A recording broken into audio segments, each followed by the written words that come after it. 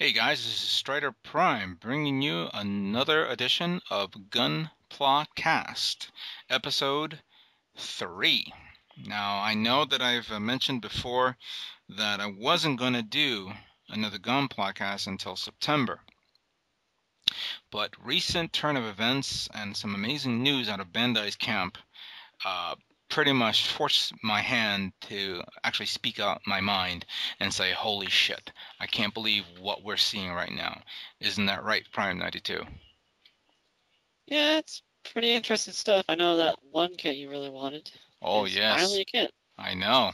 Let's begin with the Master Grade lineup that we're now hearing from these guys. Obviously, Master Grade 1/100 scale 00 Gundam 7 Swords has been in the talks for a couple of months now, and it's scheduled to be released in September for a price tag of 5,500 yen, which I think is what, around $80 or something like that, give or take how the dollar fluctuates. I think. I don't know. And Maybe. I know you're getting this kit. Yep. I kind of like the new picture now because I didn't like the prototype picture, which was all the weapons were all dark colors, and I just didn't. It's because they're prototype. You know these I things. know, but I'm picky. I'd rather see it, fully Like, painted. you know, Now it is obviously we're going to see something like that. But another big news, obviously, is the Master Grade 100 scale full armored Gundam Unicorn Verkai version. Now, obviously, we're seeing just a small little snippet and portion of the kit colored. We're not seeing the actual kit. We're just seeing a line out or illustration or a drawing of it. Um, and I'm assuming a lot of people are excited for this, especially with all the weaponry and extras that we're going to be seeing with this kit. I can imagine, of course, this is probably pissing off a few people out there who invested a lot of time and effort and money to getting the conversion kits and resin parts to make this kit. yeah, maybe also the people who spent the money on the normal one, Hmm. and maybe the people who spent the money on the titanium version, and the people who spent the money on the one with the cage. Yes, so now they're gonna have to make room for item number 4, so they can put this here. Yep. Um, Even though I have not built my original unicorn kit, and I know, You're yeah, you're dead to me. I know, I am strongly considering purchasing this kit, all because of Yeah, the shit. weaponry system. I mean, I kind of like using that mobile suit in Dynasty Warriors Gundam 3 because I kind of like how the weapons fire out of the mobile suit during gameplay. And I don't know, I just kind of starting to like it now. Surprised that they haven't decided to make this kit as a high grade kit. Probably to get people more into this kit's design before they go on to the high grade, master grade version. I don't know. I mean, it's a lot of stuff. It's a lot of parts. And they already have like the Gatling gun Hmm. already produced. Yeah, So you get. maybe just the clear green. That's another thing. Clear green. Was that kit? Since I didn't follow the actual design frame, is it a clear green kit? Like, is it? Does it show off green? Oh, apparently the cycle frame is now clear green where it used to be pink. So, like, if you look at the picture of what we see, it's just the legs. I'm pretty sure I've seen this picture before. But anyways, it's all green. Huh. So it's pretty interesting. I don't know why it's green. I'm sure there's some kind of technical reason that it was changed to green, but it definitely makes it stand out. I mean, I think it has like three shields, one on each arm, one on Hmm. the back. It has like the two bazookas, I think. It has the two sets of the Gatling guns. This thing's gonna be like over $100, I'm sure. Yeah, I would have to agree on that. Considering everything that's adding on to this, I, I think if Bandai was going to make it more expensive, they'd probably put in some LEDs and make this kit illuminate. Um, Obviously Oh the. man, I think about the people who had to buy the Unicorn novel in Mhm. order to get the upgrade Gatling gun. That thing was expensive. I know the Gatling gun is pretty much you could find it on eBay for a good couple of maybe $20 or $30, even the knockoff ones. Oh, the knockoff ones are like $10 a pop. So yeah, but this is like you're gonna get like at least two. Mm-hmm. Other news, of course, is the fact that I guess they're showing off some more pictures of the Trans Am riser, which again, it's in pre-order. Pre-order actually, according to Gundam Guy's website, Bandai Hobby online shop exclusive, the GG Infinite site is already starting to take pre-orders.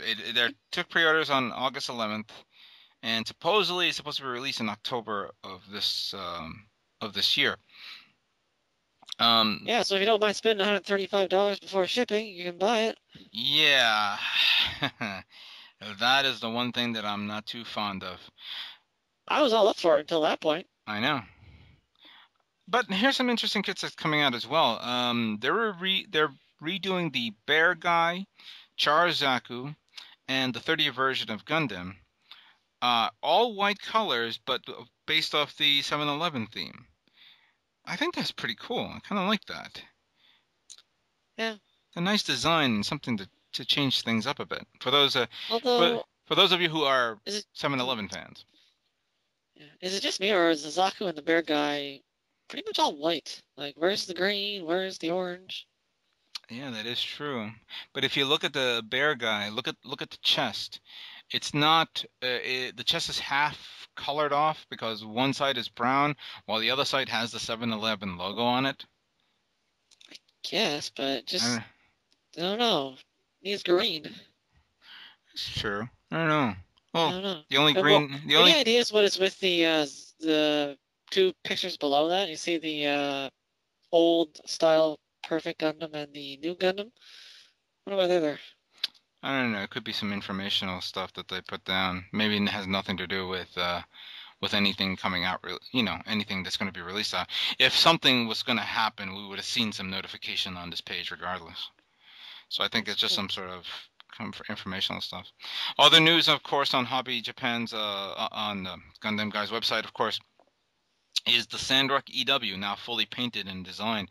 And I have to admit, I didn't realize that the new gimmick on this mobile suit happens to be that you'll not only get those two massive blades in its normal color of, I guess, silver, maybe metallic silver, but you're also going to get two red uh, blades to simulate the blades being, kind of, because basically they're huge heat weaponry where they use vibration to heat up and then slice through whatever. So you have both options. You see those two types of options there. That's a kind of cool idea. I'm surprised that they thought of that. What do you think of this Gundam Exia Repair 3 that they're showing off? It's a resin kit conversion for the Exia 2, and it looks like part of it is kind of just the Avalanche Exia parts, at least for the legs. It looks really interesting. I like the shoulders. It's more detailed, and the knee armor as well. And I don't know what this weapon is it has. I can't really tell. Looks like it could be some kind of a gun, like an underslung gun. I'm not sure. I think maybe that. I don't think it's the gun. I think it's portion of the actual, probably the blades, one of the GN sword blades. Can't tell. I wish we had. I wish. The site that normally allows me to download version, scan copies of, you know, allegedly scanned copies of Hobby Japan and Dengeki Hobbies. They're not putting this out yet, so I haven't seen full detailed information about that. But we'll have to maybe wait and see. Maybe they'll show some other stuff. Now, of course, one of my favorite kits that I would love this. It actually is not considered one of my favorites, but I kind of like the design. Happens to be the Dra-C from the HGUC line, 144 scale. It says here that the price tag is going to be around 2,000 yen, which I think would probably be around close to 30 bucks. I could be wrong. Release date is going to be in November. I do remember a Zaku 2 kit that had conversion parts. So I made it as a 1/100 scale conversion of the Dra-C. I've seen it in some magazines someplace. I can't seem to find it. I wonder where it is. Let's see. Here's an interesting thing. I don't know if you've seen this one. The 1/144 scale weapon set 1 and 2 plus a weapons rack. So they're bringing out, I guess, a better detailed version of the weapons, both in melee and projectile-based weaponry, beam-based weaponry, and some other stuff. I do remember the classic kits where Zeta Gundam and from the Zeta Gundam series and the original series, they had that extra weapons pack, so you can actually put it on kits that didn't come with it. From the 170, from the 0079 series, there were weapons parts that you can actually put in the leg rockets on the Zaku 2, an extra bazooka, extra a rifle, whatever. But this one actually is a cool idea if they decide to do that. I'm trying to understand the weapons rack. On top of that, also there's some other set right here on top, which looks like some sort of big chair thingy. Anyway. I don't know. I think it's just the thing you're seeing on the top. I think it's just you can kind of open it up some, so you can hold the longer stuff like the bigger weapons. Mm-hmm. Because if you see it there, it looks like it's stretched out some. So I think there's some kind of slider in there that opens it up some. Kind of like it though. Be good for dioramas and everything. You know what? It might actually be also used for a mobile suit, because it does look like it's got 2 panels for feet now that it's separated. Kind of like a repair bay, launch pair. Yeah. Like a launch stand or repair. Kind of like what we've seen in the MS and the Cage version of the Unicorn Gundam. Which I wish I got that one, but I never bothered to get it.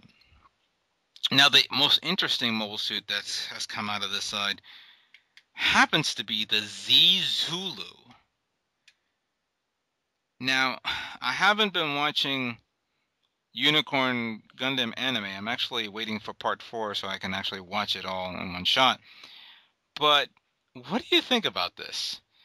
Check out this. Well, you're not going to see. I don't think you're going to see it until the 4th part, because they've been in space. Now that they're going to be on Earth, obviously this thing's going to come into effect with the flippers and the looks like a I don't know what the tank would be for. Well, the tank would probably have a tank in its front. Well, think about it. If it's obviously it's an amphibious mobile suit, so the tank has to be some sort of ballast, so it'll allow it to go up and down and whatever. Obviously, it can't be for oxygen, so it has to be a ballast tank, because you need that to actually go up and down and although I like the fact that you can actually take the armor off and have sort of like a normal-ish mobile suit if you want. So you don't have to have it with the weird flippers if you don't like them, or the big claw. I like the Wolverine claw things. The Wolverine, I think that's the coolest thing with the claws, because he has 3 claws from an attachment that goes around its arm, but the inside claws are actually 2 blades that his hands is holding, which is interesting enough. I kind of like that one. And the tank simulation, with its breathing apparatus type thing, even though it doesn't need it, it's cool enough as is. It reminds me, for those of you who remember Southern Cross, which is basically season 2 of the Robotech series here in the United States and in Canada, there was a model kit of a soldier. It was a 1/12 scale model kit of some sort of marine type soldier, which was amphibious. It had the web feet, it had the snorkeling apparatus, it had some sort of shotgun type weaponry. So it closely reminded me of that, and it's a refreshing look, because they haven't been releasing that many aquatic based mobile suits. The last aquatic based mobile suit that we've seen in a long time from the series, not from models, from the series, happens to be 0080. War in a Pocket. Remember those? Remember the 2 mobile suits from that series? The High Gawk? The High Gawk and the High Zack. or Zoc. Yeah. All right, no, Zoc is the big one. The Zac. Yeah, It's those. the blue one that has those long arms that has the missile pods Right. attached. I never did like the original kit. I kind of like the updated one version. That was nice. And then there was the commander type version, which is a more advanced version of the Hmm. Yeah, Zegot. I want that. It's nice and bulky looking. I would like to see those in Master Grade kits. I'm surprised that Bandai hasn't focused on that yet. But considering that now we're starting to see a lot of the Universal Century kits coming out, and they're looking into if they're doing the Dra-C, we're going to be seeing some amazing kits out of 0083, and maybe they'll jump over to 0080 for some Master Grade kits as well. But that is amazing, a lot of amazing kits. Obviously, the one we're going to be saturated with a lot of kits for both October and November. The other kits that we're probably going to be seeing also as well, on top of that, is the Gundam Age kits. We're going to be seeing an amazing lineup of these. No, some kits are coming out in November. Obviously, a lot is coming out in September. I'll probably get a gander at one of these newer kits at the New York Comic-Con Anime Festival that's going to be at the Jacob Javits Center this October 13th through the 16th. Yeah, So maybe because the original Gundam Age high grade comes out in September, so you might. I may see that as well. Now So they're actually showing us some earlier pictures of the Titus. the Gundam Titus, Titus. the Titus looks pretty damn good now that I'm seeing it in action. I don't know if but it's the reason why I'm digging it is because I didn't like the regular version. What we're seeing now is the high grade version. So Hmm? we're seeing some better better views of this. Um, and the other kits obviously that's supposed to be coming out as high grades, of course, would be the Garfan or Eh, the Garfan and the Geno Ace. Now the Geno Ace custom. Now that you did say that looks really nice, and I have to admit that eh, I kind what sold me on that kit happens to be the gun with its blade under it. oh yeah, The bayoneted gun. yeah. That I has just like it because it looks kind of like a mass production unicorn with that yes, white color that it has with the fin on the top. you did mention that, and I said, you know what, you're absolutely right. That would be really nice if they did that. Hmm. I think that's pretty much it. I know that I did promise to do some answering questions that everybody has sent to me and in my part part 2 video of Gunplacast. Let's reserve that for the following month of September, where we will discuss, of course, the the next generation of kits that we're now seeing. We'll talk more about Gundam Age, and let's open up a topic here for anyone for the next time we do a Gunplacast. We're going to talk about um now I forgot. I forgot what I was going to say, and it's going to come to me in right about now. I got it. Okay. Yeah. Now, Yay. if Bandai decides to release another master grade based on the 0079 series, obviously the original series, and decide to do a 2.0, what should be the next 2.0 kit? Obviously, we've seen 2.0 um, Zoc. I mean, Zaku. We haven't seen the Zaku one yet, but we've seen Zaku. We've seen RX-782. We've seen I think Gilgug, of course, is or Gelgog is a 2.0, and Golf. Not only GM, so that's 5 kits that's already been has been redone as a 2.0. What would be Bandai's next choice for a 2.0? And I'll leave that open for discussion at the next video. So, thanks again for watching this Gunplacast of Part 3, and stay tuned for more Gundam models yet to come. Take care.